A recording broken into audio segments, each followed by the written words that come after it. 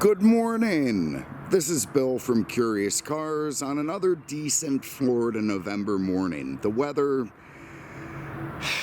well, it's gotten a little bit warmer. You know, I don't need a jacket right now. I'm still in shorts and a t-shirt, but at least I'm not dripping. It's not muggy, moist, humid, shitty, horrible weather like it is, 79, maybe even 88% of the time that I'm doing these videos. So, these winter months are the little reprieve that I get down here for living in what's basically a swampland. And yeah, again, as much as I like living in Florida, because I do think we have a pretty good setup here,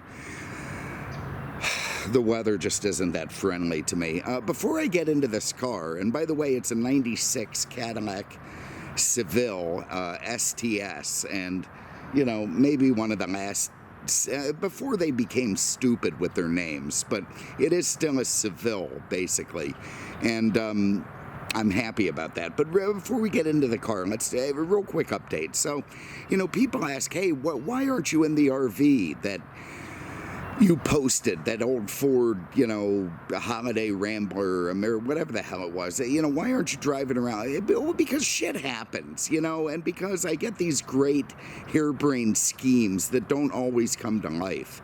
And, so I bought that thing. I used it at Sebring. It actually worked out great. And then I thought, man, I'm going to restore this thing a little bit and drive it around the country doing YouTube videos.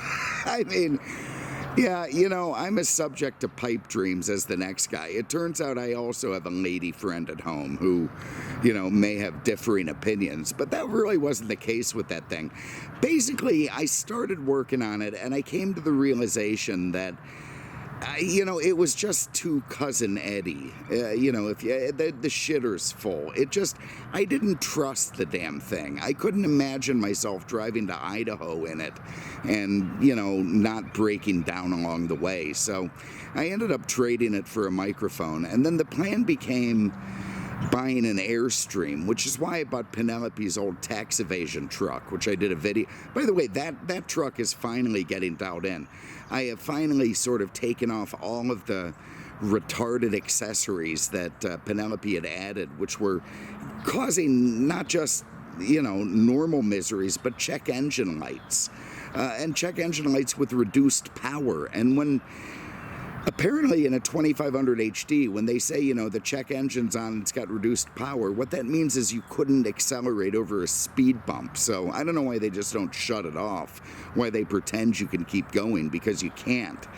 But that turned out to be one of the tuners that Penelope had put on it. So when I got rid of that, haven't seen it since, and the truck's been a lot more reliable. But anyway, the purpose of that was to tow the Airstream, which quite frankly, I'm still trying to talk my lady friend into. The plan now is to get a place in North Carolina so I can escape from hurricanes and, hot weather, and have a shop behind the cabin where I can work on cars to sell, so I don't have to sell them at the auction, so I don't have to sell them to people, because I'm telling you, 10, 15 years, whatever I spent doing retail sales has led me to a total nervous breakdown, and I just can't do it anymore. So the auction works for me. But that's the plan now. Who the hell knows, Who the hell knows if it's going to work? I'm going to try, but life intervenes. So anyway, let's just dive into this thing. And it's one of the 15 cars that I'm getting ready for these auctions in the space of like 9 days. I don't know if I'm going to be able to pull it off, but I'm trying. And here it is. And I've loaded up on the coronavirus. Actually, I ran out of, I carry a couple of flasks with me, and I ran out of the moonshine, so I had to go onto the Blantons. I do feel safe from the coronavirus, but I can't say that I'm in my I'm in my best frame of mind. It does seem to affect me drinking hard liquor in the mornings. Anyway, not enough to really be a pro. Stop. Don't alert the highway patrol. It's not that much. It's just enough. Anyway, 1996 Cadillac Seville STS. I ended up buying this car, I don't know, maybe 8 months ago. It hasn't been doing much. I took it to Andrew to have him fix it, and he gave me a really great price on doing the air conditioning. I think it cost $13,000, but it works good now and it's cold. But anyway, I didn't know how good a car this was. I hate to say it. I kind of abandoned America in the 1990s. I ended up going over to college in Ireland. It's a long story, but I lived in Ireland for a few years, which was great. I brought flip-flops to Ireland. Nobody had ever seen them before, at least the ones who hadn't been on a Keys vacation. So I introduced Ireland to flip-flops. But it was a great time. But as a result, I missed out on a lot of the shit going on in the United States. And apparently I missed out on these Sevilles. And basically, this was a huge deal. I mean, this is, okay, it's a fourth generation Seville. It's a nameplate that came out in look, a standalone. I got corrected in the video when I said that the 76 Seville was the first Seville. Yeah, they did something in like the 50s where it was a trim level, but it wasn't a standalone badge like it was in 1976. That was the first time that a car was named the Seville, nothing else. And in that lineage, this is the fourth generation of the Seville. The 76 was a pretty cool car, kind of a, 70s smoking jacket playboy kind of guy would drive it. And I quite liked it. I haven't had one yet, but it's a car that's on the bucket list. I really hope I can end up with one. But anyway, this is the fourth generation of that car. After the first gen, it went to that garbage truck Seville, if you remember that. The bustle back or whatever they call it. Looks like a garbage truck to me. Which I like, but, it was at that time when Cadillac was experimenting with diesel and cylinder deactivation and really anemic V8 motors, and it just wasn't that good a car, even if I really do like it, but it just wasn't that good. Then it became this sort of, Oldsmobile Buick thing that it looked pretty much like every other Highline GM car at the time, whether it was the Sedan DeVille or the Olds 98 or, the Buick, the Buick Parkette, that kind of stuff. It just didn't stand out. It was that sort of late 80s GM front-wheel drive dreck. Again, I liked it, but I'm kind of a weirdo. But now you come along to this, and you come along to 1992 when they released this body style, and it was a total sea change for Cadillac. I mean, it was a pivotal car, a complete U-turn. I did not appreciate it until I have bought this thing and started looking it up, because somehow I must have missed it, but this was a complete restructuring of design and engineering philosophy for Cadillac, for the company. And to everyone's amazement, it seemed to work. I mean, one could argue it was a capitulation to the Europeans and, the upstart Lexus. And, it has design touches from both. But that's not entirely fair because, well, the car certainly harkened to Teutonic and Asian luxury, and it did. I mean, there's definitely some copycat ideas there, but a true copycat could not have made it onto Car and Driver's 10 Best list or been Motor Trend's Car of the Year, which this one was, or even been talked about lovingly by the domestic hating editors at Road and Track. I mean, when this car came out and the automotive press drove it, they were stunned, and they absolutely loved it, and they lavished it with praise. Car and Driver pointed out, they always talk to these European car owners who say, hey man, if Cadillac or, GM ever makes a car that's as good as a Mercedes, well, I'll buy it. Well, Car and Driver said, man, break out your checkbooks. That time is here. We've driven this thing, we've lived with this thing, and it's fantastic. And honestly, from where Cadillac was just a few years before to where it was when this car came out, it's pretty impressive. Cadillac brought their best game with this car, and one could argue that they pulled it off. The styling was very different from prior Cadillacs, but it didn't surrender a distinctly Cadillac appearance. I mean, you look at this thing and you say, yeah, it looks like a Cadillac. It looks proper. Yeah, I get it. This one has the chrome wheels and the Vogues, and it's more of that, Mr. Howell type thing. But I mean, usually they came with these 16-inch wheels with some of them had Z-rated tires and no white walls, and, were true sports sedans, and you know, the automotive press noticed. They didn't surrender to that lozenge-shaped crap that went on in the 90s either. It wasn't this amorphous blob-looking thing. Definitely a very distinctive car, and a big car, by the way. They stretched it out from the prior generation, you know, quite a bit.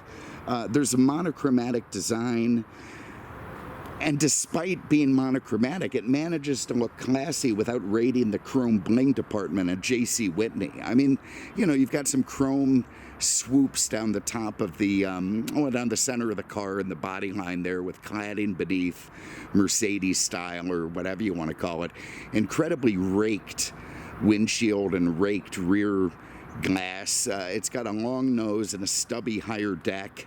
It's got the world's largest third brake light that runs the entire span of the trunk.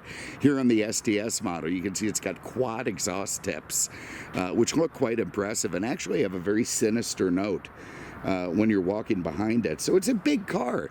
It's actually roughly the same size as the 76 Seville, and was considered full-size luxury in 96 when this car came out, if not, you know, in 76, which was much more of a midsize. But this was a pretty big car.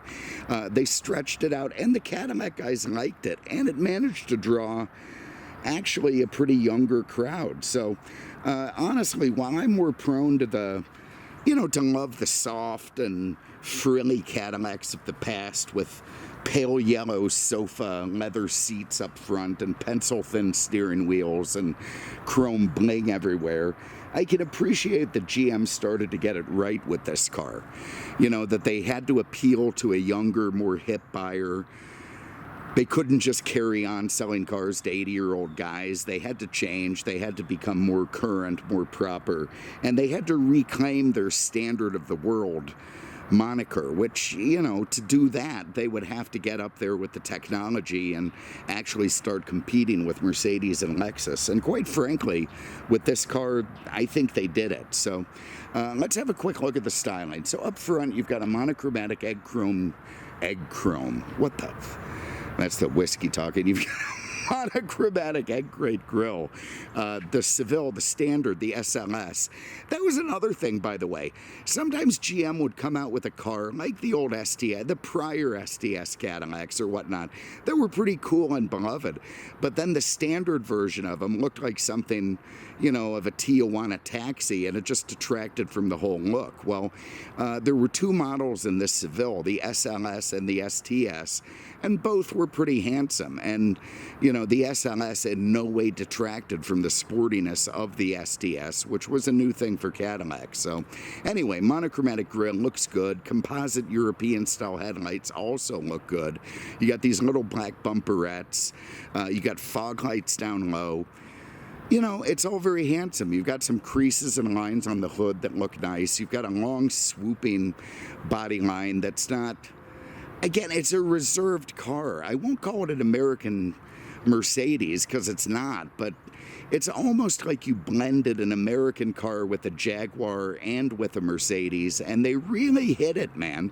You know, you could pull up somewhere, not now, maybe not today, but in 94, 95, 96, if you're a rich guy and you pulled up at the Ritz-Carlton in this thing, nobody would bat an eye. You know, it would fit right in with the European cars of the time and make you look, you know, like you were moderately successful. They also had some beautiful colors, like, you know, this diamond tri-coat or whatever they call it, the pearl white. Really pretty color in this car. The chrome wheels look nice. What are they? 1, 2, 3, 4, 6 spoke. I haven't actually seen these on other ones, so I don't know if these are different wheels than what it would have come with for the Vogue tires, or, you know, if they had an interesting wheel I haven't seen. Well, either way, they look good on the car, and I do like the Vogues, although this is not the one the yuppies would have wanted. They resisted the urge to put a bunch of chrome around the windows and door handles. You know, again, they're monochromatic. It's got black trim around the windows, and yet still it does manage to look elegant and classy. You get into the back, you've got, again, those quad trips, that enormous third brake light. You know, there's your STS badging, the 32 valve North Star badging. I love that raked back window, man. That looks pretty good. And let's just dive into it. We're gonna look under the hood. You know, I got so many cars to do, I can't afford to be too extravagant with long rambling videos, so we're just gonna knock this thing out. So here is what Cadillac called the North Star system, which I think is a bit pretentious, but it's what they called it. But anyway, it's a 4.6 liters, 32 valves, twin cam, aluminum V8. Very high tech. You know, if you remember the ads back then, they said if you ran out of coolant in it, it would vary cylinder firing to get you across a desert and bring you to the service station. So, you know, I'm not going to test that, but still an interesting thought. But it was 300 horsepower in '96. They had bumped it to that. The most horsepower in any front drive car, and certainly very competitive within its class, whether you're looking at the LS 400 of the time, or the BMW 540, or the Mercedes E420. This thing fit right in terms of power. Yeah, it's front drive, but they did a pretty good job counteracting the effects of that. It has an electronic 4-speed automatic, runs into, what do we have, 4-wheel independent suspension. You've got McPherson struts up front, you've got unequal control arms in the back, which, again, that was another thing. It started with leaf spring in the back like the Corvette, and then they upped the rear suspension. So like Mercedes, Cadillac actually kept developing this model as it went. Shocking, and made it a better car as it went. They upped the horsepower. The earlier North Stars had less, 290 or so. This has 300. So very, very impressive.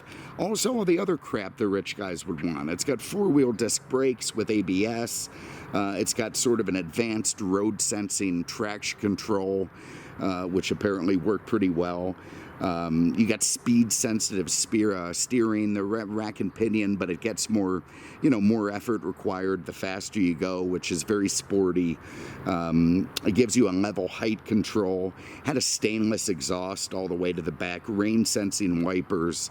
And when we get into the inside, there's a built-in cellular phone, optional, with voice control that you could take with you, which, all that's goofy now, but back then it was a pretty big deal. But the car had the option box that put it on the same par as the Euro and Japanese stuff of the time, and that was new for Cadillac. I mean, they always came up with these sort of half-assed plans to compete, but this car actually did it, and now that I've driven it for a couple of days, I could say that I'm pretty friggin' impressed. I mean, everything that I've read about it has turned out to be true. The car feels heavy but nimble. It's incredible power. It accelerates really well without any oversteer. It brakes well. Everything that the press said at the time still seems to hold true today. And I can tell you, this is just a much better car than I thought it was. So anyway, let's have a look inside the trunk. Got a release here we can use. All right, so of course trunk space is always important to Cadillac buyers, and this one has it in droves. No issue at all. You can put in your golf clubs, your, whatever it is a Cadillac guy might need. It's got an infant containment net, which, look, you may be an empty nester, you may have bought a Seville, but you never know when the grandkids are coming over. And if they do, and you have to go somewhere like to play pickleball, well, you don't necessarily want them in the car with you, They're going to cry and moan and crab and do whatever it is kids do. So you open the trunk, you put them in this thing. Their little hands they're not going to get out, They're stuck in there, and they're going to be safe and sound. And if the car brakes fast, it's got an elasticity to it, so they won't be too stressed. And, they'll be happy back there. Also has the optional CD changer, which is nice. Hopefully the kid won't fuck with that while he's back here. And, you know, a good sized trunk. Also a low overhang. You know, you see it goes down there between the taillights and makes it easy to, you know, get inside. So, and they didn't resist the urge to do away with their trunk suck down, which I'm happy about. At least that could harken to the Cadillacs that, you know, I like of the past. I think the badge is kind of silly. Looks a little bit too European to me. Cadillac Motor Car Division. Well, motor car. What is it? Motor plane? Seems silly.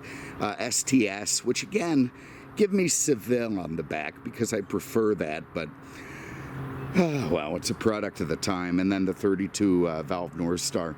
But you can see the car just has a handsome look to it, and that has held up very well. I think the car design looks fresh and nice today, and that tells you the amount of work the Cadillac guys put into it. So anyway, let me pause there. I'm going to put my stuff in the back of the trunk, and in a minute here we'll hop inside and have a look. So bear with me. All right, so quickly before I hop into this thing, and again, sort of by popular demand, let's do a real quick recap of the events of 1996. So what was going on when this Cadillac, this new Euro-styled, Euro-competitive Cadillac was released upon the market? I guess the biggest story of the year is probably that bombing at the Atlanta Olympics at Centennial Park. I remember that, where they ended up arresting that guy who turned out to be innocent. He was the hero of the bombing. He rescued people, and then they arrested him, and then it turned, oh, we're sorry, you know, I guess it wasn't you after all, so they thought it was. But, you know, that was a pretty big deal. Yasser Arafat, you know, a guy who obviously loved pizza, was elected as the first proper president of the Palestinians, you know, a man who definitely loved peace. Speaking of peace, the Unabomber was also arrested. If you remember that, you know, they published his manifesto, and I guess his brother, you know, was looking at, you know, I said, oh shit, that looks like Bob, or whatever the hell his name was. You know, he knew right away that that was the writings of his brother, and he ended up getting arrested, and, you know, went on to write the, you know, economic platform for the whatever. Anyway, that was the Unabomber. It's the whiskey, damn it. A little bit too much. Gary Kasparov, the chess player, went up against IBM's Big Blue, and IBM's Big Blue beat him a couple times in the disco no, in a chess match, not in a dance-off. And but at the end of the day, Kasparov beat Big Blue 4-2 out of 6 games, and that was great. Speaking of 6, Greg Norman in the 96 Masters blew a 6-shot lead going into the final round. They consider it one of the greatest meltdowns in sports history. It's nice he has that in his resume. TWA Flight 800 explodes. You remember that was sort of a controversial thing. Some people thought it was a bomb. They say it ended up being an empty gas tank that sparked up. And, you know, I do watch a lot of air disaster shows because I want to make sure I can share those with Penelope, who's kind of a new pilot. I like sort of, you know, helping her understand just how dangerous her hobby is. Charles and Diana got a divorce. Ended up going to whatever her name is, Kamala, or I don't know if that's right, but whatever. He ended up divorcing Diana, and then she went on to date that Arab guy and die in a S-Class. Kind of sad stuff. Tupac was shot. You know, shit happens. Jean-Benet Ramsey, that murder occurred. If you remember that poor little girl, she was killed by someone. They still haven't figured it out. You get into music. You've got fucking Macarena. If I ever have to hear that fucking song one more fucking time. Anyway, sorry. The Smashing Pumpkins were a big band then. Alanis Morissette doing her crappy Canadian stuff. R. Kelly peeing on the girls or whatever he did. The Fugees, Pulp was out. The Spice Girls, and I loved that plump redhead. I will admit that. I just thought she was great. She's probably 100 years old now, but man, back then I just thought, wow, what a perfect puffy redhead. And movies, you got what, Scream, Independence Day. I don't know if that held up, by the way. People say it did. I don't think it did. Fargo, which is, of course, still fantastic. Trainspotting, which nobody could understand what the hell anyone was talking about. Don't know how that ever became a hit movie. The Rock, The English Patient, Twister, and Mars Attacks, which actually is a great movie. That one I very much generally did like. So anyway, that's what was going on in 1996 when this car was released upon the world. So all that said, let's have a look inside. You know, it would have been nice if they had come up with a more special way to do gas caps, like they did back in the 60s and 70s, where they were tucked into, you know, the rear taillights, or now they're just big squares on the side, like any car. And I don't know. I think it kind of screws up the lines. They could do better than that. Your Canadians back here are going to be pretty chipper. I mean, you've got decent legroom. It's still a full-size car. You've got nice, soft, supple leather seating. It's perforated on the STS. You got a center armrest. Do you have ashtrays? You do. I don't know what this is. What do we have? Cotton something in this ashtray for whatever reason. You've got a fan control in the back and a power outlet. Little pockets to put infants or machine guns. And, you know, everyone's going to be pretty chipper back here. There's just no issue at all. Good materials. You know, there's a little bit too much of the plastic fantastic crap going on in this car. You know, this is a little bit chintzy. I don't understand why, you got... This kind of shit doesn't make sense to me. So you got your power switch. Well, I mean, it's just as easy to do that, isn't it? Really? And I think I've just locked the car and it's not working in the up position. So I've got the key. Let's see if that's true. Yeah, hilariously, I've locked the car, so that rear power-up switch isn't... Why do they even need to give the passenger people in the back a power switch? I don't think they do. Oh, for fuck's sake. There we go. Okay, so here's the front seats. You know, this is what I... Okay, so first of all, obviously... there is some Mercedes inspiration here. You've got the Zebrano wood, the same stuff they used in the Mercedes. I believe it's African.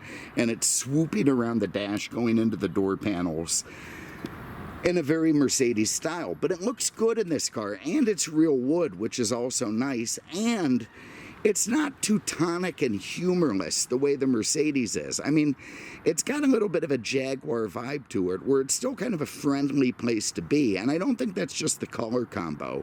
I think it's the design. So Cadillac, they did a pretty nice job on the interiors of these cars. And I'm not the only one who says it. You know, the automotive press agreed.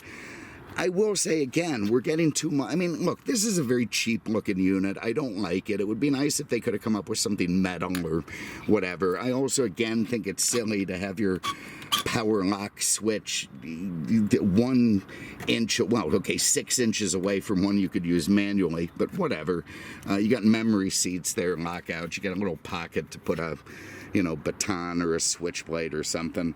You got your seat controls on the side of the seat, more perforated leather. The headrests actually angle forward Euro style, which is nice. You got a big power sunroof up there. Let's hop in and fire it up and see what we got inside here. The doors close with a decent thud. Not perfect, but decent. This is a very well-preserved example. It's going to be at that auction in Punta Gorda, by the way. Because, again, everything must go. But look at this. So in the STS, you have this analog instrument cluster. I mean, you've got a TAC. You got a TAC. I mean, Cadillac was not big into putting TACs into their cars. You know, there were a few, but before this one, well, you know, this was a plan, and I think they, again, wanted it to have sort of a Euro Lexus vibe, and they pulled it off, and they pulled it off pretty well. The steering wheel has all this multi-function crap on it. Here's your climate control, fan temperature. Over here you got your volume and radio stuff. You got a very complicated knob for your turn signals, wipers, cruise control. but fine. I'm surprised they didn't put a power steering column in it, but quite frankly, it probably would break. So I think it's good it has a manual one. Would be nice if it telescoped, but it does not. I feel like it's out a little bit too far, but I guess I can run my seat back. Over here you've got your lights. You know, this knob is a little bit plasticky, but it's fine. You got your Twilight Sentinel, you got your fog light control, you got your mirrors here. Over here you've got all your information shit. So if I press info, I can go through. There's usually just 46,000 miles on this thing. That's pretty impressive, really, and very well kept. But anyway, gives you your range, gives you your average miles per gallon, fuel used, that sort of thing. You can have a timer if you're going to be running around Sebring, your oil life, your battery volts seem to be working good, English metric, blah, blah, I'll leave that off, gas gauge, what have you. More Zebrano wood running across here, your vents. You've got your Bose cassette with CD in the trunk, kind of a nice sound. Let's see what we got on here, if anything.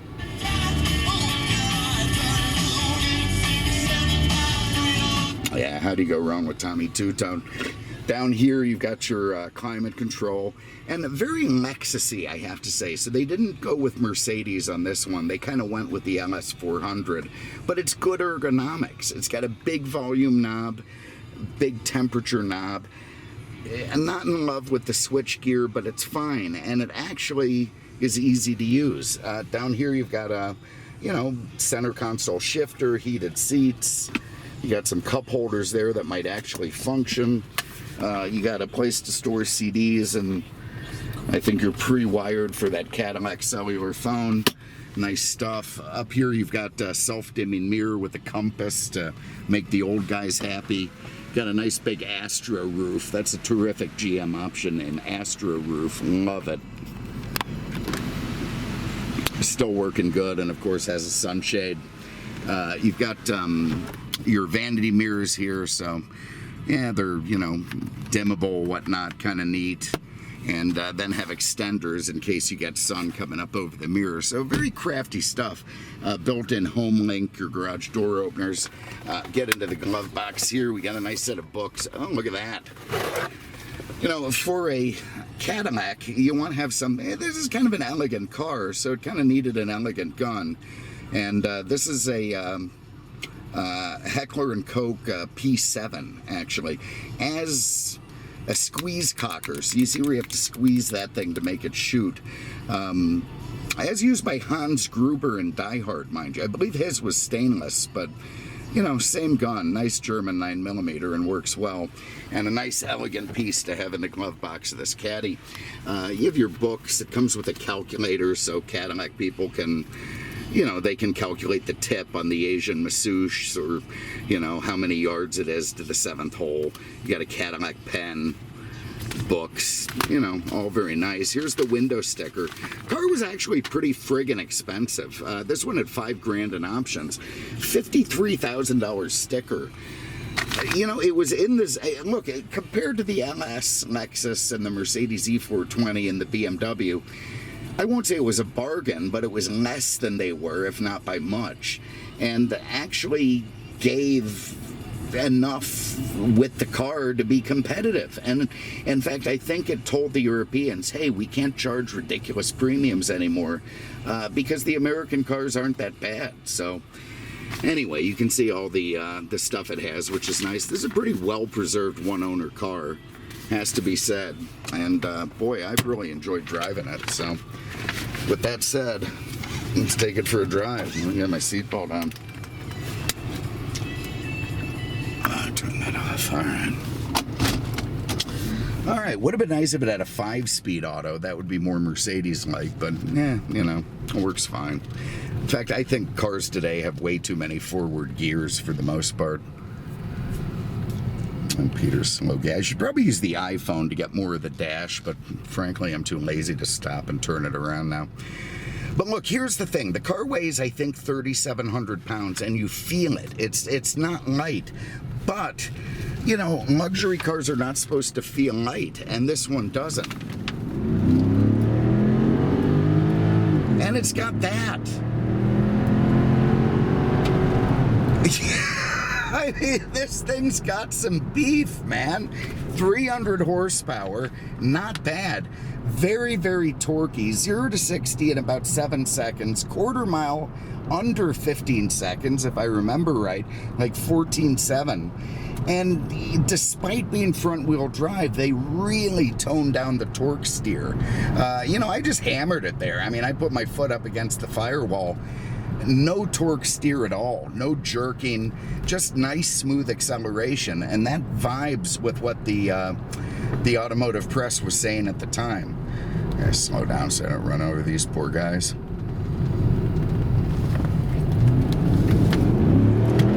The downshift, I mean, this, with the tack kicking, I mean, in 92, obviously this is a 96, but it was the same car in 92. That must have really taken people by surprise. I mean, where did this come from? You know, I remember working at the Buick Cadillac store back in the early 90s, and when the 4.5s and 4.9s came out, we were amazed at the torque they had. I'm lighting them up.